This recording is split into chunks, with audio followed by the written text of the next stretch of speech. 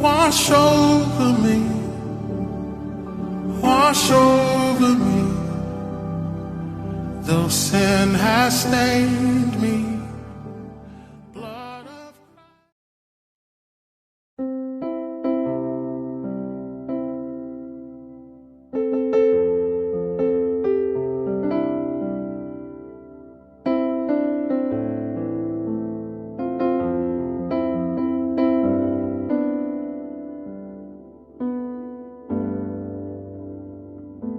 Love you, Lord, for your mercy never fails me. And all my days I've been held in your hand. The moment that I wake up until I lay my head, I will sing the goodness of God. And all my life you have been faithful. And all my life you have been so, so good. And every breath that I am able, oh, I will sing the goodness of God. I love your voice. You have led me to the fire in the darkest night. You are close like no other. I know you as a father, I know you as a friend. Oh, I have lived the goodness of God. And all my life you have been faithful. And all my life you have been so, so good. And every breath that I am able, oh, I will sing of the goodness of God. Your goodness is running out, it's running out to me. Your goodness is running out, it's running out to me. With my life laid down, I surrender now. I give you everything. Your goodness is running out, it's running out to me. All my life you have been faithful. And all my life you have been so, so good.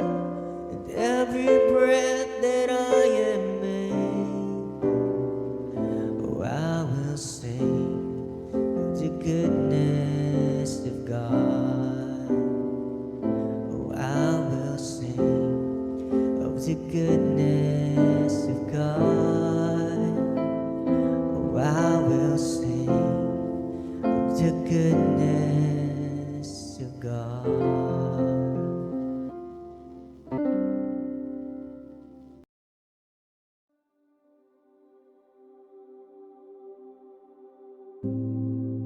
Hallelujah!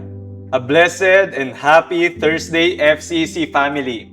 Welcome to our FCC 2026 Holy Week Special, From Sacrifice to Redemption. Thank you for joining us on this Holy Thursday. Brother Luis and I are always grateful for the opportunity to share God's truth and God's love with you tonight. It is our prayer that as we gather, you will experience God's presence, receive His love, and be truly blessed tonight. So before we start, let us pray. Father God in heaven, thank you for this evening, for gathering us together for the Holy Thursday devotion. As we begin tonight's program, Panginoon, we ask you, Lord God, to prepare our hearts, remove every distraction, and help us to focus on you, Jesus. and His sacrifice on the cross. Remind us, O God, that the nails that pierced Him were part of the great price of our redemption. Lord, bless every part of this gathering tonight. The message, the testimony, the prayers, and every person watching, O Lord God. Speak to us, minister to us, O Lord God, and draw us closer to You. May this evening not only inform our minds, but transform our hearts. May Jesus be glorified in everything we do. In Jesus' mighty name we pray. Amen and amen. So tonight, mga kapatid, let us reflect on something small yet powerful. Something painful yet purposeful. Something simple but yet life-changing. So tonight, let us focus on the nails. Yan. I have nails. No, ito po ay sabi sa scholars, no, nung pinako ang Panginoong Hesus, 6 to 7 inches. Ganon kalaki ang nails, no, na pinako sa kanya. And alam niyo mga kapatid, usually when we think of the cross, we think of the crown, 'di ba? We think of the blood, 'di ba? And the pain, the shame, and the suffering of Jesus. And all of that matters, mga kapatid. But tonight, let us zoom in on one detail we often miss. That is the nails. So, the nails were not symbolically only, no? Hindi siya yung parang sinabi lang na symbolically, but they were real, no? They were really painful, mga kapatid. They pierced the hands and the feet of Jesus. They held Him on the cross. So, mga kapatid, kaya maganda yung pag-uusapan natin because we have good news, no, mga kapatid. Those nails were not only nails of pain, they were nails of purpose, hope, and eternal gain. So what looked like defeat was actually God's victory complete. What looked like shame was actually God's plan of salvation. And what looked like loss became love at the cross, where the love and justice would meet. No? Ang ganda ng mga kapatid. Grabe. Akala ng enemy, akala ni Satan, tapos na. Akala ng mundo, talo na. Wala na. Diba? Ending na. Game over na. Pero heaven said, hindi pa. This is where grace will overflow and salvation will show. That is why the power of the cross is very important, mga kapatid. In Colossians 2:13-14, ang sabi po dito, when you were dead in your sins and your uncircumcision of your flesh, God made you alive with Christ. Diba? He forgave us all our sins, having canceled the charges of legal indebtedness. We stood against us, condemned us. He has taken it away, nailing to the cross. Ang ganda, mga kapatid. It tells us that record of debt against us was canceled and nailed to the cross. No?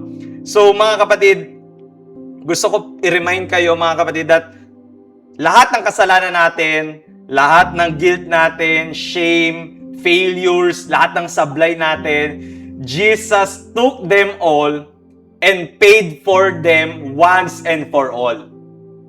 So, hindi siya napako lang by metal ng bakal. He was held by there, no? Doon sa cross by mercy, grace, and love for you and for me. And tonight, let us remember 3 simple and powerful truths, mga kapatid. So, number 1, He paid our debt so we can forget regret. Ang ganda, mga kapatid. Uulitin ko. He paid our debt so we can forget regret. All of us, mga kapatid, had a debt before God.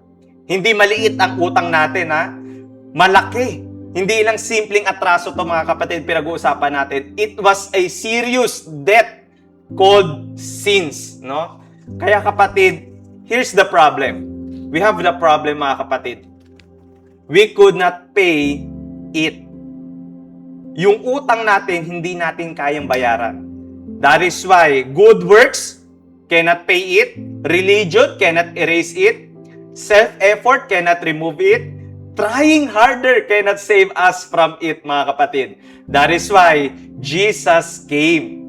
No? When the nails pierced His body, when Jesus was not, makita natin yung nandoon ang Panginoong Jesus sa cross, pinako siya, and makita natin, Jesus was not paying for His own sin, Hindi niya binabayaran ang kanyang kasalanan. Wala po siyang kasalanan. Jesus is perfect. Jesus is holy. Pero He was paying for ours, no? He took our place. He carried our guilt. He bore our shame. And He received the punishment we deserve. That is why Jesus, no, makita natin, it's very, very, kapatid, demonstrated na dito mahal na mahal tayo ng Panginoon. That is why the cross is good news to us, mga kapatid. Jesus took our guilt so we can receive grace. Jesus took our shame so we could receive acceptance. And Jesus took our punishment so we could receive peace, mga kapatid. Simple lang, mga kapatid. If Jesus already paid your debt, then stop acting like the account is still open, no? It's still not yet settled, mga kapatid. Maraming tao, no, forgiven na ni Lord, bayad na, paid in full, pero hostage pa rin ng regret.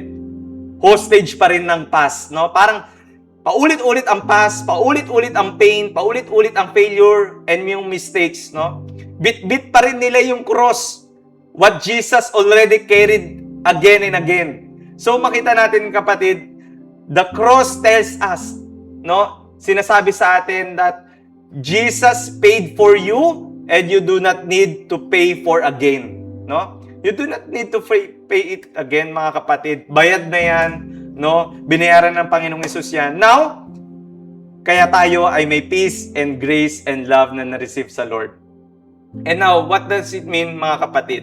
Okay lang ba magkasala? Okay lang ba magkaroon ng sin? Definitely no. Of course not, mga kapatid. Sin is serious, mga kapatid. That is why Jesus had to die, mga kapatid. But grace is greater, mercy is deeper, and the blood of Jesus is enough. So when we talk about real repentance, repentance means you turn to God, no? Yung sin mo, yung past na ginagawa mo, hindi mo na yung ginagawa, and you walk away, you turn to God, no? And real faith means you trust what Jesus has done. Kaya, mga kapatid, gusto ko maintindihan natin this Holy Week, yung importance na talagang let's be serious, no, mga kapatid, by obeying God's word. No? Kasi ito yung gusto ng Panginoon sa ating lahat, na hindi tayo magkaroon ng counterfeit Christian. No? Gusto ng Panginoon yung real Christian, genuine, no, followers of Jesus. Kaya, mga kapatid, huwag kang ma-stuck sa guilt. Kung sa grace na inaalok ni God, no, lahat yan, you are now forgiven. And because you are now forgiven, in Christ, the battle is won. Panalo ka na. So, maybe, mga kapatid, no, ang kaaway, nire-remind ka, no, yung wasted years mo, maybe, nire-remind ka, o mismo ikaw, no, your wrong decisions in life, yung regret failures in your family. Maybe you regret something private that nobody else can see. But hear this, no, mga kapatid. Your past is not greater than God's grace. Your failure is not stronger than forgiveness of God. And your sin is not deeper than the mercy of God. So, gusto ko kayo bigyan ng trivia, mga kapatid, pag pinag-uusapan natin yung cross, no? In the Roman world, no, yung crucifixion was not only designed to kill a person. It was also designed to shame them publicly, and it exposed them, humiliated them, and broke them in front of others. Kaya makita natin, nung nandoon ang Panginoong Hesus, pag nakita natin yung cross that time, ito ay nakakatakot. Punishment. No? Alam naman natin ang ending. Mamamatay yung taong yun kung sino ang ipako sa cross. But ito yung pinakamahirap. Dinesign siya slowly para pahirapan yung taong yun at ipahiya. Pero makita niyo mga kapatid, on that cross, Jesus took our shame so that we could stand before God forgiven and accepted. So instead na tayo ang ipako doon sa cross, instead na tayo dapat ang magbitbit doon sa cross, tayo ang nagkasala. No, instead na tayo dapat ang mahirapan, tayo dapat ang mapahiya. Pero mga kapatid, kinuha ni Lord sa atin 'yon. Siya na ang nagsilbi sa atin. Siya na ang gumawa nun para sa atin. So ngayon, sa mata ng Diyos, tayo ay accepted and holy. So Jesus already paid it all, mga kapatid. The truth will never fall. Yan ang gusto ko sabihin sa inyo. Yung truth na to, that Jesus already paid it all. And that truth will never fall. Again, Jesus paid our debt so we can forget and regret. Number 2, His hands were pierced so our lives can serve His purpose. Now, let us look at the hands of Jesus. So those hands healed the sick, diba? Touched the lepers, lifted the weak, diba? Fed the hungry, blessed children, served people with compassion, truth, and practical love. So, itong mga kamay na ito, mga kapatid, yan ay mahalaga. Kasi ito ay ginagamit sa pag-serve, no? Pag-bless. At makita natin, mga kapatid, napaka-importante ng mga kamay. At ito ay pinako, no? Sa cross. So, why does that matter?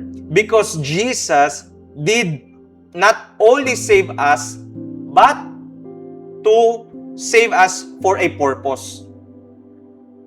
No? Napakahalaga, mga kapatid, na hindi lang tayo basta niligtas. Niligtas tayo na may purpose.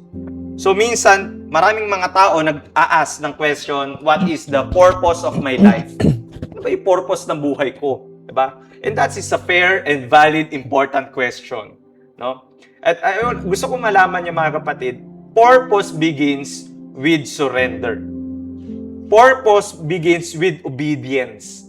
And purpose begins by saying, Lord, use my life for what matters in your sight.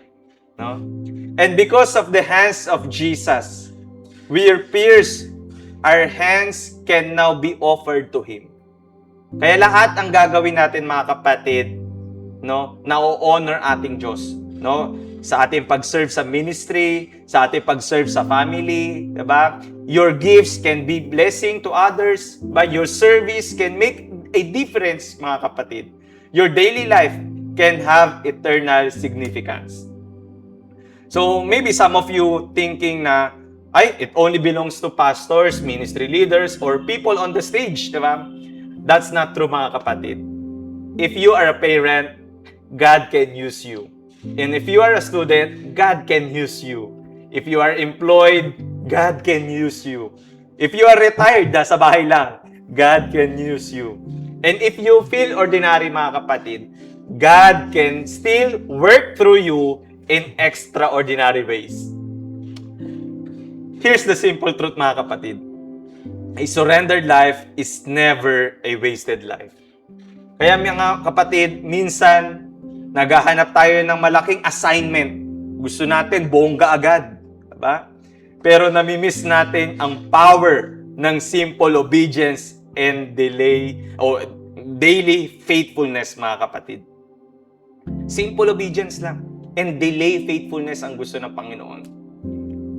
Hindi tumitingin si Lord sa dami ng ginagawa mo, sa laki ng ginagawa mo. Ang tinitignan ni Lord, yung heart natin.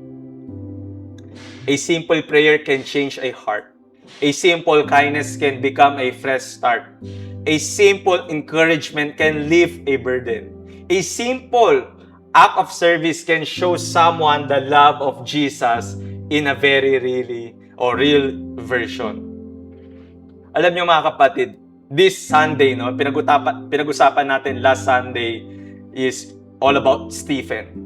No? At na-bless talaga tayo because of the boldness and faithfulness ni Stephen. Makita natin na lahat ng ginagawa ni Stephen, ginagawa yon all out and all for Jesus. And gusto ko mga kapatid, makuha natin yung lesson na no matter what happens, no, kahit ano mangyari sa atin, remember, Jesus gave us all. Binigay ni Lord lahat-lahat para sa atin. So ano ang mga bagay na hindi natin kaya ibigay sa Panginoon? Ano pa kaya, no, mga kapatid? And I want you to remind that these days, no, in the last days, alam naman natin, there's trials, no, temptation. I encourage you mga kapatid, be faithful. You don't have to be famous to be fruitful or faithful. Diba? You don't have to be seen by many to be used by God. You simply need to be available and faithful. In the Bible, mga kapatid, sa Bible, yung hands, nire-represent yan, action, work, diba? Blessing, and service. And that is why, itong hands, diba, they were peers, diba, nung time ni Jesus. And remind us every day that itong mga ginawa ni Lord, no, itong ginawa niya to para sa atin. Para pag nag-serve tayo sa Kanya, meron tayo acceptable and pwede natin i-offer yung service sa Lord na. No? So, yun ang mga sasabihin natin mga kapatid. Kaya nga mga kapatid dito, you do not say, I am too small, diba? I have nothing to offer, my role does not matter. In your life, diba? If your life is in the hands of Jesus, then your life has a purpose. Uulitin ko po mga kapatid. If your life is in the hands of Jesus, then your life has a purpose. Again, Jesus' hands were pierced so our lives can serve His purpose. So, yun mga kapatid. Number 3. Yan. His feet were pinned, no? So we can stand and give in. No? So not give in. So makita natin dito, those feet walk, no, from town to town. Those feet went to hurting, diba? Those feet went to the broken, and those feet walk toward Calvary. Makita natin ang Panginoon, no? Mabuti ang Panginoon. Hindi siya umatras, hindi siya umurong, hindi siya nagsabi na pass mo na ako, too much na ngayon, diba? Ang dami nang nangyari. Diba? But makita natin, He kept walking in obedience all the way. And that shows us something powerful. Jesus remained faithful until the very end. He did not quit. He did not run away. He did not come down from the cross. He endured. He obeyed. And He finished, mga kapatid. And because makita natin, He endured, we can endure also. Because He remained faithful, we can remain faithful. And because He did not give in, we do not have to give in. Kaya the Christian life, mga kapatid, is not always easy. Actually, it is impossible, no, to live a Christian, no? But we are never alone in it. Kasama natin ang Panginoon. So there are seasons in our lives, no? Maybe hard, no? There are moments yung tinetest na yung faith mo. There are days when your heart gets tired. Or maybe tonight, you are carrying something heavy. Family, diba? Family problems, financial stress, diba? Health concerns, emotional pain, spiritual battles, no? Unanswered prayer, diba? Na matagal mo nang pinagpipray to, pero minsan parang feeling mo wala pang sagot, na kahit gabi-gabi, no? Na ito'y pinagpipray mo, parang gusto mo nang sumuko. Pero mga kapatid, I want to encourage you that this time, no? The Lord is saying this to you, do not give up. He is still at work, mga kapatid. Jesus is faithful. Kaya faithful din siya sa ating prayers. No? Grace is still enough, mga kapatid. And the same Jesus who stayed on the cross can help you stand in your trial. Kaya kapatid, when you are weak, He is strong. When you are tired, He gives grace to carry on. Diba? And when you are confused, He gives wisdom, mga kapatid. So, maybe, mga iba sa atin dito nakikinig ngayon, you want to give up, no? But the Lord saying this to you right now, my son, my daughter, keep trusting, keep going. I'm still with you in the middle of the crushing. Your story here, mga kapatid, written na yan, nasulat na yan 2,000 years ago. At ang ending ng ating story is victory. So, gusto ko ulit balikan yung crucifixion, yung cross. Alam niyo yung crucifixion is merong ano yan eh. Dinesign yan para pahinain yung person. Diba? At makita nyo on that time kay Jesus, yung body niya pagod na, yung mind niya pagod na, and even yung emotions niya, yung dignity niya, wala na. Pero makita natin mga kapatid, sumuko ba ang Panginoon? Nag-give up ba ang Panginoon? Makita natin, hindi siya sumuko. Hindi siya nag-give up. Why? Because love was greater than pain. And God's purpose was greater than suffering. Alam niyo, habang binibit-bit niya yung cross, ang iniisip niya, tayo. Iniisip niya tayo. So, if you are tired, keep trusting. If you are lonely, keep believing. If you are waiting, keep hoping, mga kapatid. And if you are struggling, keep standing. So, yun po mga kapatid. Again, His feet were pinned so we can stand and not give in. So, FCC family, because of Jesus, you can now keep going. Hindi pa tapos ang story mo. No? The God who held Jesus on the cross will hold you through your storm and bring you through, not just barely, but victoriously in Him. So, in our conclusion, mga kapatid, tonight, the nails are still preaching. They remind us that He paid our debt so we can now forget regret. His hands were pierced so our lives can serve His purpose. And lastly, His feet were pinned so we can stand and not give in. So on this Holy Thursday, mga kapatid, do not only look on the pain of the nails. The nails were painful, but they were purposeful. They were pierced His body, but they are open our future. And they held Him to the cross, but released grace into our lives. So mga kapatid, tonight, to help us reflect more deeply on this message, we are blessed to have with us my Brother Luis Tobias, who will share his testimony.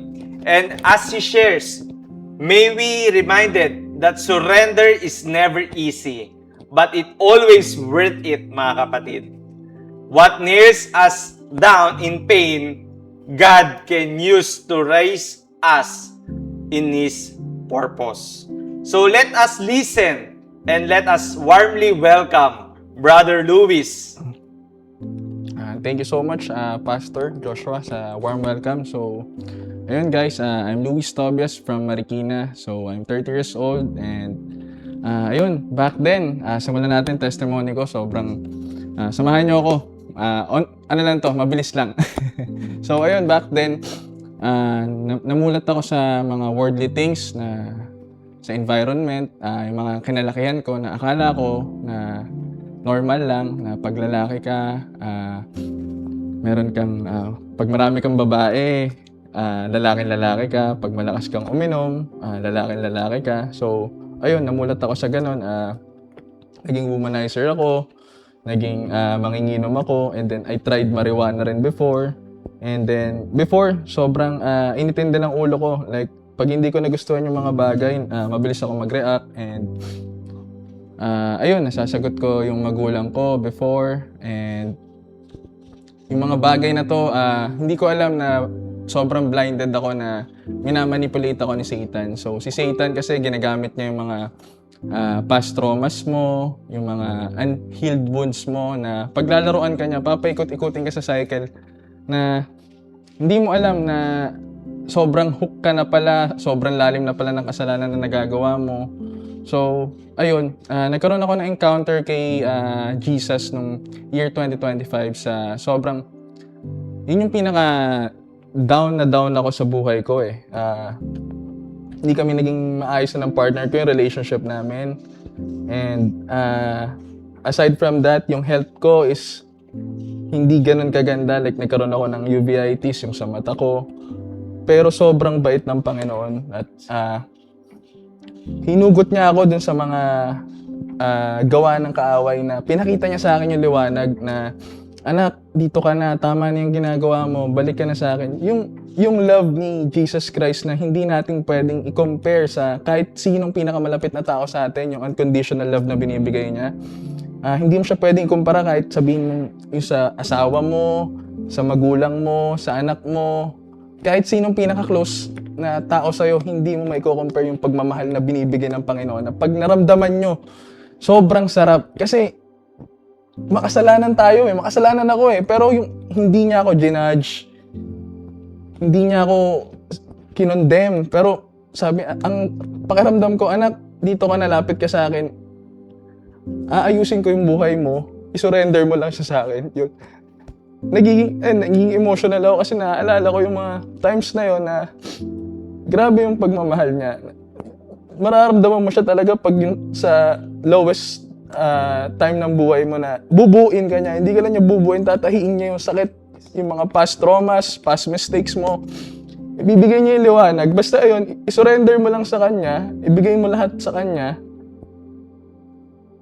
Ayun, as a Christian din, ang dami ko naging encounter kasi basta mag-seek ka kay Lord, magpapakita siya sa'yo, magbibigay siya ng encounter eh. So, eto, year 2026, nag-pray ako kay Lord na sabi ko, Lord, mas gusto ko pang mapalapit yung relationship ko sa'yo, Lord, na bigyan mo po ako ng mga circle of friends, sa mga tao na makakapagtulong sa akin to grow yung faith ko.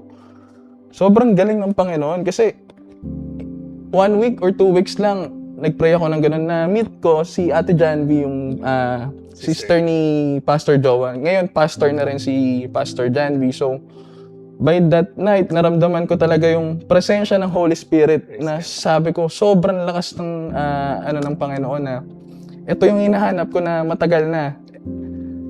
Tapos, nung February kasi dapat babalik ako sa work ko eh. So, alam kong may ibang calling sa akin si Lord. Hindi niya ako inalaw pa bumalik sa work ko kasi bumalik niya sa uveitis na na condition. So, and then after nung na-meet ko si Ate Janvi, after a day nag-deliverance na kami agad.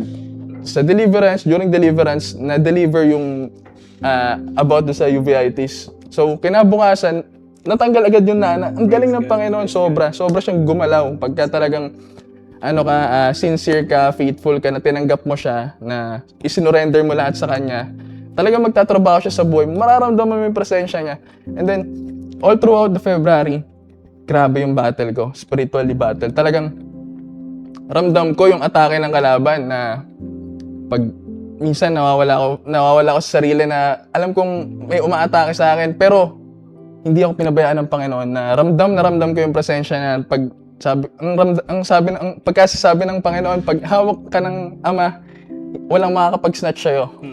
Ayun yung pinangahawakan ko na grabe, yung atake sa akin pag madaling araw, minsan mapapabangon ako na ramdam ko may something. Pero pag nagdasal ako, nagtatalsikan sila yung nade-deliver, ganun.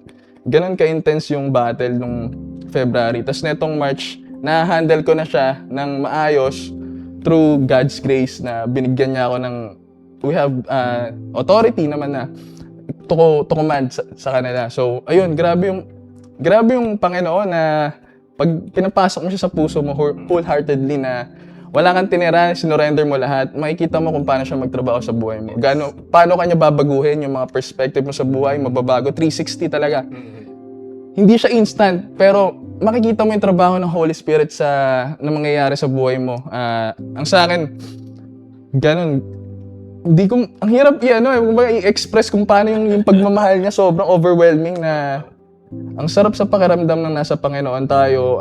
Ayun, ang ano ko dito ngayong sa remaining days ko dito sa earth, gusto kong makabawi sa Panginoon na sa kanya, mag-serve sa kanya. Ngayon nag-start na rin ako nag-evangelism na rin ako.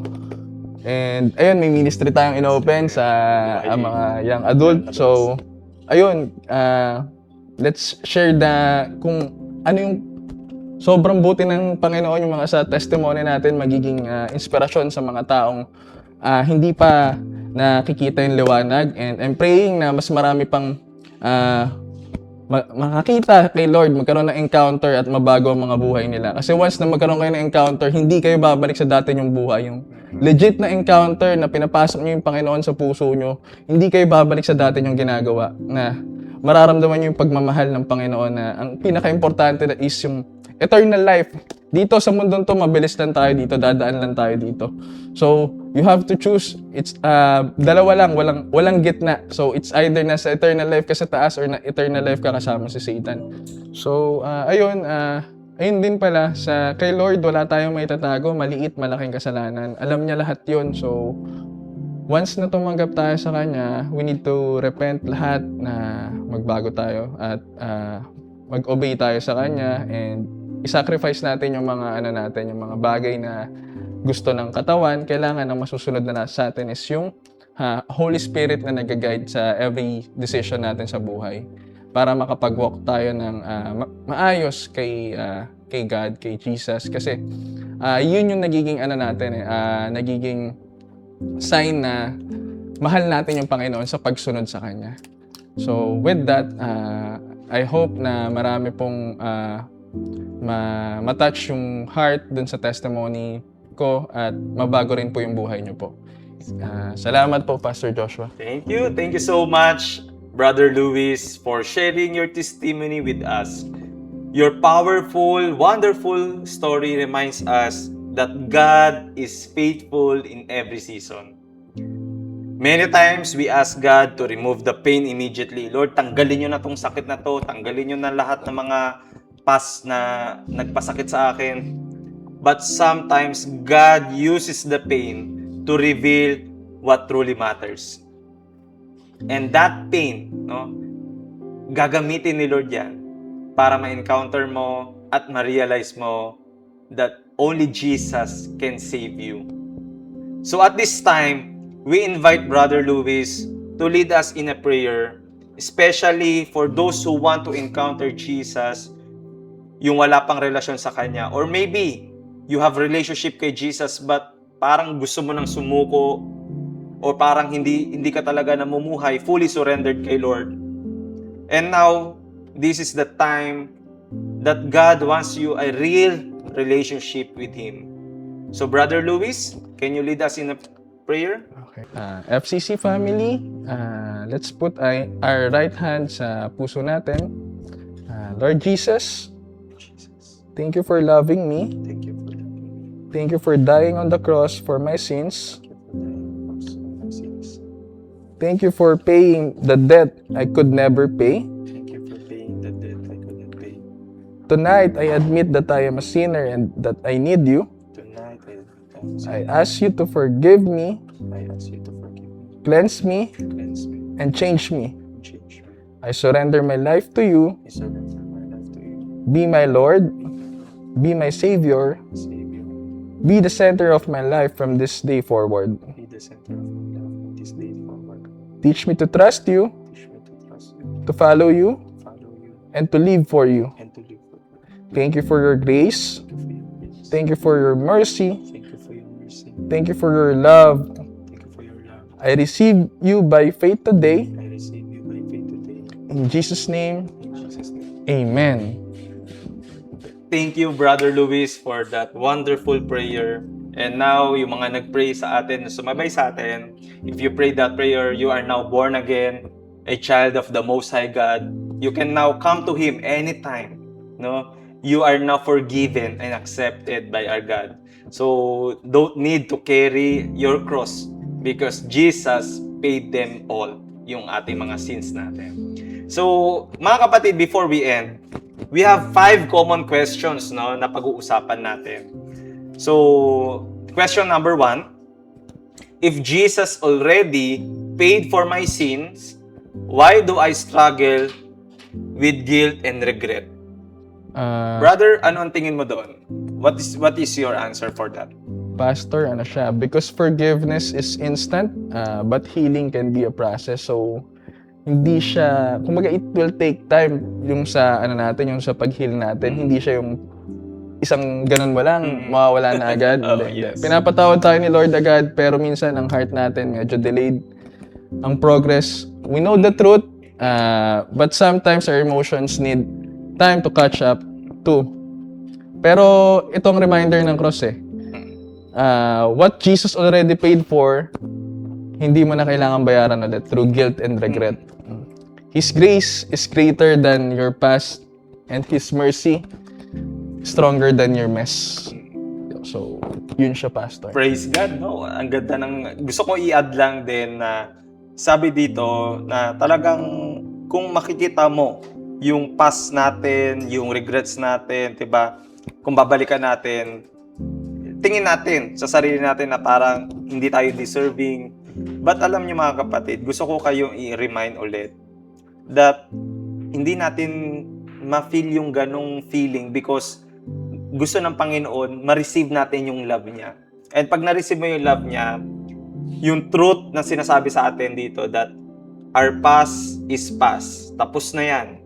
And now we are in Christ. The old has gone, the new has come. Kaya ngayon, we can now walk with Him.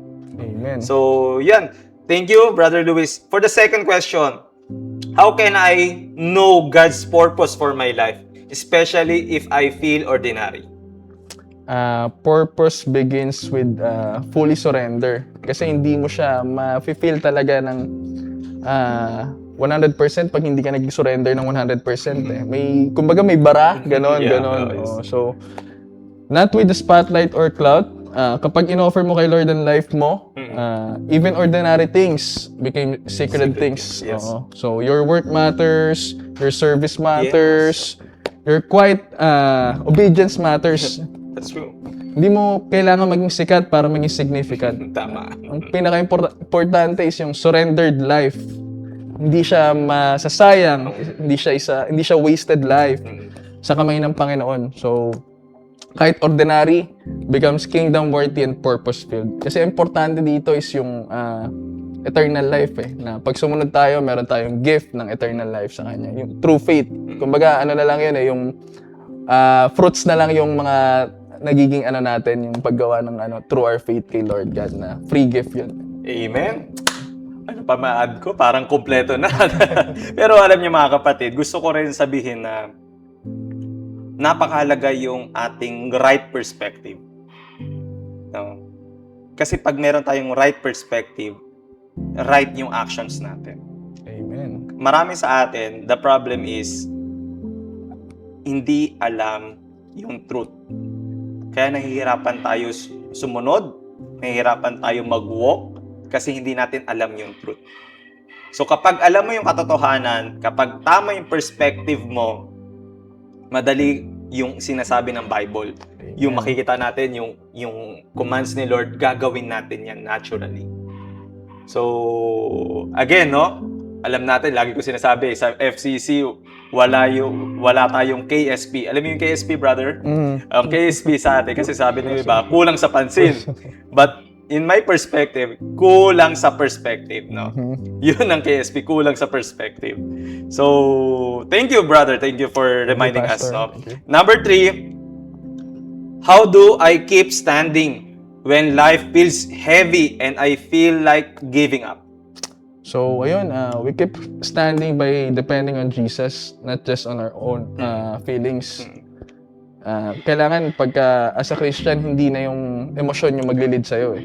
Kailangan yung katotohanan, kung ano yung nakasaad sa Bible, kung ano yung Word of God, yun yung ipo-fuel up mo dapat na yun yung bibigyan mo ng faith para yung emotions mo to follow yung nasa likod mo, kung ano yung dala mo, mababago yan pagka tama yung tinitignan mo ahead of you. Kailangan Panginoon lagi yung nasa harap mo.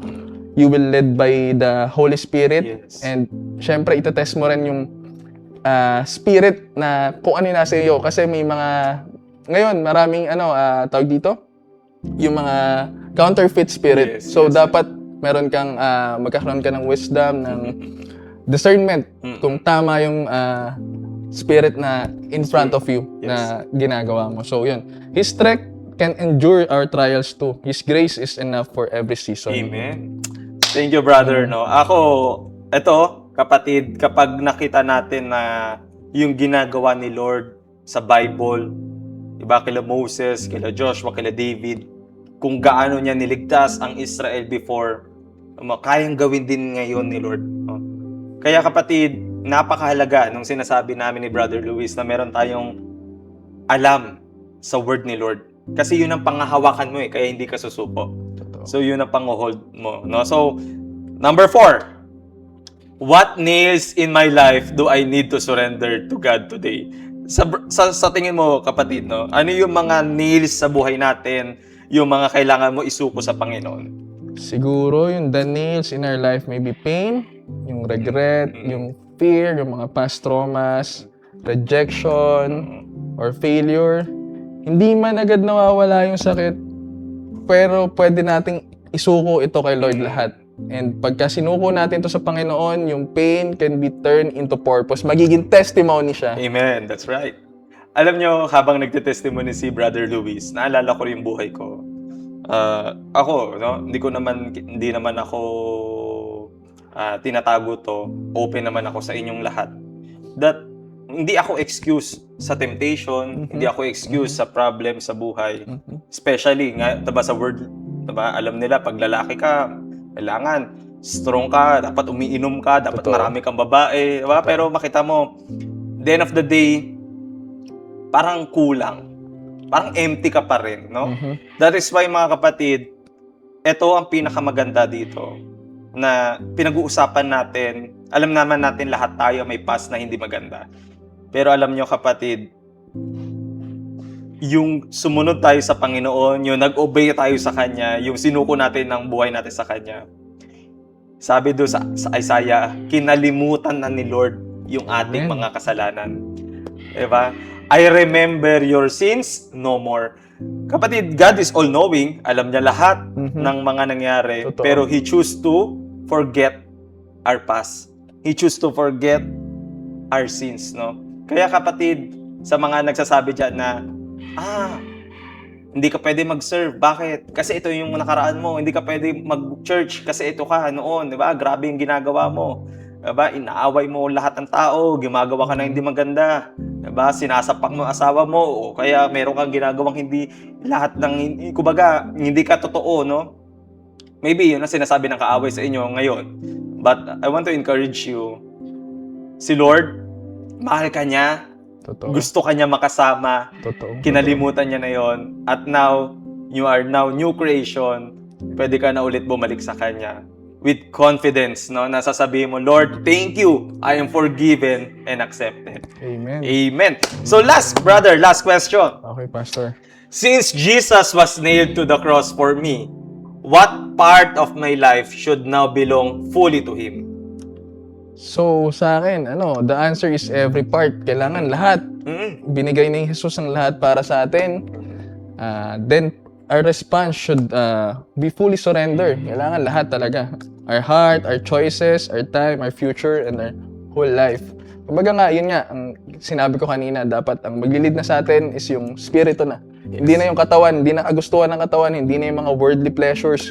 Kumbaga, kung ano yung magiging kalugod-lugod sa Panginoon, ganun yung pagmamahal niya kasi ang hirap suklian na kailangan basta ang hirap, sobrang ang hirap. Speechless tayo, diba? Oo, Parang because of love na na-receive Grabe, mo. grabe. Parang, Lord, parang gusto ko nang talaga isurrender Lahat lahat, every talaga. part of my Lahat, life. oo. Bigay ko sa inyo, Lord. Lahat. Diba?